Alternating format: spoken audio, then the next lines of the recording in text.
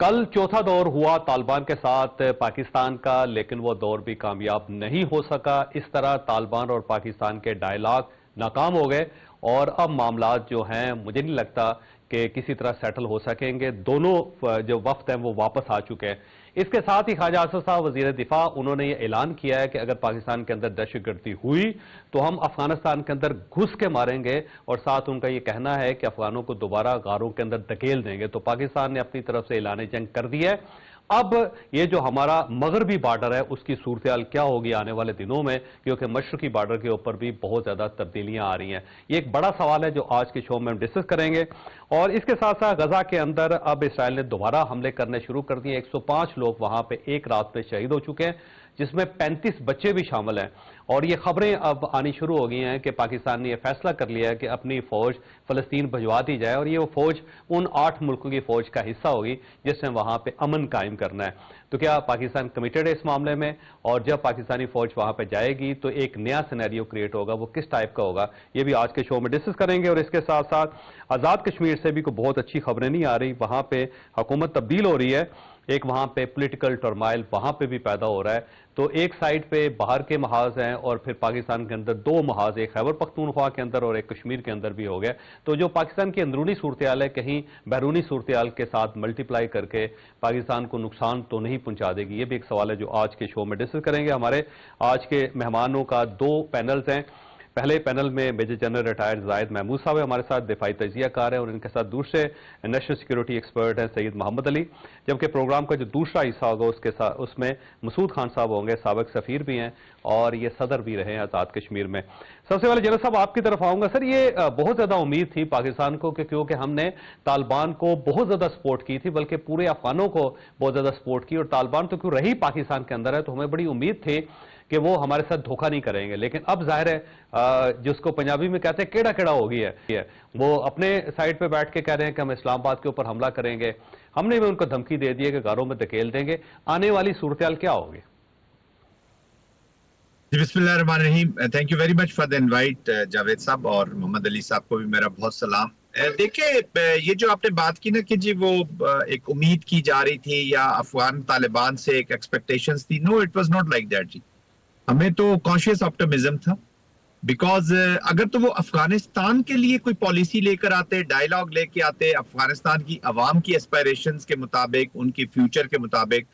یا کابل اس موڈ میں آتا کہ اس نے گورن کرنا ہے افغانستان کو، تو پھر تو کچھ چانس تھا جی، ڈپلومیٹک چانس تھا۔ ابھی بھی کافی چیزیں کلوز ہوئی، بہت نزدیک گیا، 4 سے 5 دفعہ سنا ہے کہ جو اطلاعات آ رہی ہیں کہ معاہدہ، اور 3 دفعہ تو کنفرم معاہدہ فائنل ریٹن ہو گیا، سارا تیاری ہو گئی اور it was to be signed. تو جب وہ باہر جاتے تھے اس کا مطلب ہے کہ بات کسی سے کرتے تھے اور واپس آ کے وہ ایک نئی ڈیمانڈز اور ایک نیا فیشن، پہلے تو they were not serious جب شروع ہوئے ٹاک، لیکن جب یہ 3 دفعہ یہ چیزیں ہو گئی، میکنزم پہ بات ہو رہی تھی، مانیٹرنگ میکنزم پہ بات ہو رہی تھی،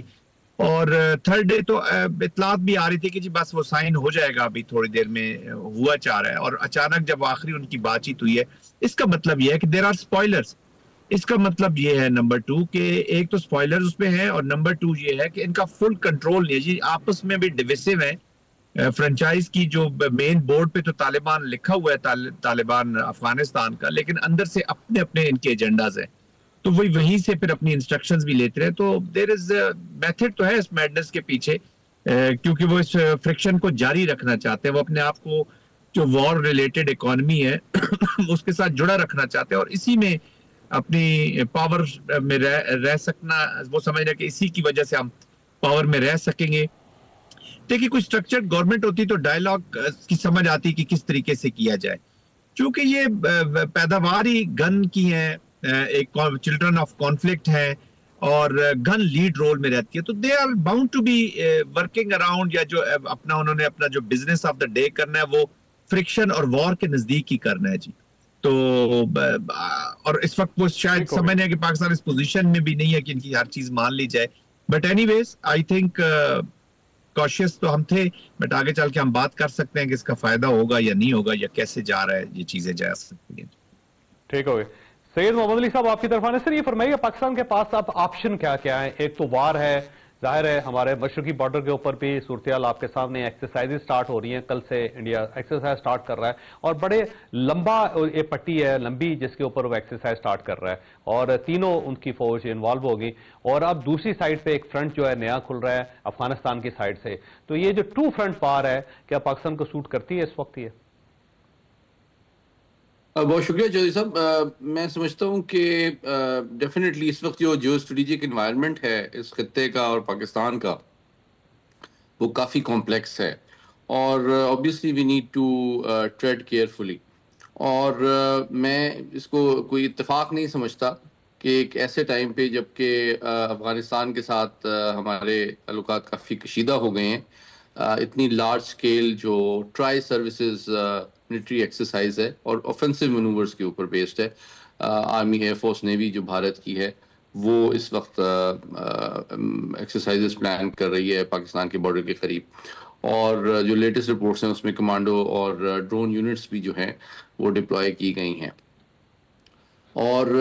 تو بنیادی طور پہ میں اس پورے انوائرمنٹ کو یوں سمجھتا ہوں جس میں افغان طالبان کا جو موجودہ بیہیویئر ہے وہ بھی بہتر انداز میں سمجھ آتا ہے. وہ یہ ہے کہ یوں لگتا ہے کہ 2 چیزیں بڑی کلیئر ہیں. پہلی بات یہ کہ افغان طالبان بجائے کہ اپنے 4 سالہ حکومت کو استعمال کرتے اپنے ملک کو ترقی دینے کے لیے، سیاسی استحکام کو ڈیولپ کرنے کے لیے اور عالمی سطح پہ اپنے آپ کو ایک ذمہ دار ریاست کے طور پر ثابت کرنے کے لیے، انہوں نے یوں لگتا ہے ترجیح دی ہے کہ وہ اس خطے میں ایک بھارت کے پراکسی کے طور پہ اپنا مستقبل دیکھ رہے ہیں. اور اس کا ثبوت صرف پاکستان کے خلاف دہشت گردی کی کارروائیوں کی سرپرستی نہیں ہے، بلکہ جس طرح آپ نے دیکھا کہ ان کے جو عبوری وزیر خارجہ ہیں انہوں نے مسئلہ کشمیر کے حوالے سے بھی جو بھارت کو سپورٹ کیا بھارت کے دورے کے دوران، وہ اس بات کا ثبوت ہے کہ ایک جانب وہ اپنے آپ کو ایک اسلامی نظریاتی ریاست کہتے ہیں، اور میں سمجھتا ہوں کہ پوری دنیا میں مسلمانوں پہ جو سب سے زیادہ ظلم و ستم ہو رہا ہے ایک انتہا پسند ہندو حکومت اور فوج کی جانب سے، اس میں وہ ایک انتہا پسند ہندو تنگ نظر حکومت اور ریاست کے ساتھ کھڑے ہیں. تو یہ میں سمجھتا ہوں عالمی برادری اور پاکستان میں بھی جو لوگ ان کے ساتھ مصالحت کی بات کرتے ہیں ان کی آنکھیں کھول دینے کے لیے کافی ہے. پھر دوسری بات ایک بڑی تشویشناک یہ تھی کہ جو ان کے عبوری وزیر خارجہ نے بھارت کا دورہ کیا تو انہوں نے یہ واضح بیان دیا کہ افغانستان کی سرزمین بھارت کے مفادات کے خلاف استعمال نہیں ہوگی. اچھا، یہ وہی کمٹمنٹ ہے جو پاکستان بڑی کوششوں سے یہ ایکسپیکٹ کر رہا ہے کہ وہ پاکستان کو بھی دیں، جس میں یہ مذاکرات دوحہ اور استنبول کے بھی شامل ہیں، لیکن وہ وہاں پہ پہلو تہی کر رہے ہیں. اور تیسری بات اب جو سب سے امپورٹنٹ ہے وہ یہ ہے کہ یہ جو مذاکرات استنبول میں ہوئے ہیں اس میں انہوں نے بھرپور انداز میں وقت بھی ضائع کیا اور ایجنڈے کو ڈائیورٹ کرنے کی بھی کوشش کی، اور بنیادی طور پہ جو کمٹمنٹ ہے وہ سیاسی اور نظریاتی اعتبار پہ وہ ٹی ٹی پی کو ایک دہشت گرد گروہ جو کہ عالمی برادری، عالمی قانون اور مختلف ملک پاکستان سمیت قرار دیتے ہیں، وہ تسلیم کرنے سے انکاری ہیں. کیونکہ اگر وہ نظریاتی اور سیاسی اعتبار سے ٹی ٹی پی کو ایک دہشت گرد تنظیم مان لیں تو تبھی ان سے جو اقدامات کی پاکستان یہ توقع کر رہا ہے کہ وہ کریں گے، ان کو کنٹرول کریں گے، رین ان کریں گے، ہینڈ اوور کریں گے یا ڈی ملٹرائز کریں گے، اس پہ عمل درآمد ہو سکے گا. ٹھیک ہو گیا. اچھا، یہاں پہ جنرل صاحب ایک سوال پیدا ہوتا ہے، بلکہ 2 سوال پیدا ہوتے ہیں کہ جو انڈیا ایکسرسائز کر رہا ہے وہ اس کی خواہش ہے کہ سر کریک جو ہے پاکستانی علاقہ ہے اس کے اوپر قبضہ کر کے وہ وہاں پہ اپنا جھنڈا لہرائے اور اپنے عوام کو مطمئن کر دے کہ دیکھیں ہم نے پاکستان کے ایک علاقے پہ قبضہ کر لیا، اب کراچی ہم سے زیادہ دور نہیں ہے. بلکہ راج ناتھ یہ کہہ رہے ہیں کہ یہاں سے ایک روڈ نکلے گی جو کراچی تک جائے گی. تو یہ ایک خدشہ ہے. دوسرا یہ ہے کہ اس سینیریو کے اندر خدا نخواستہ انڈیا میں کوئی پہلگام ٹائپ واقعہ ہو جاتا ہے تو انڈیا اس کا حوالہ دے کے پاکستان کے اوپر دوبارہ مئی جیسی صورتحال پیدا کر سکتا ہے. تو ایک سائڈ پہ انڈیا کا یہ خواب ہے یا 2 جو آپ کے سامنے میں نے پلان رکھے ہیں، اور دوسری سائڈ پہ اگر وہ افغانستان کو استعمال کرتا ہے تو پھر کیا پاکستان 2 فرنٹ کے اوپر بیک وقت لڑ سکے گا؟ کیونکہ آپ ملٹری مین ہیں، آپ زیادہ بہتر طریقے سے اس کا جواب دے سکتے ہیں. چھوٹی سی بریک کے بعد دوبارہ حاضر ہوتے ہیں.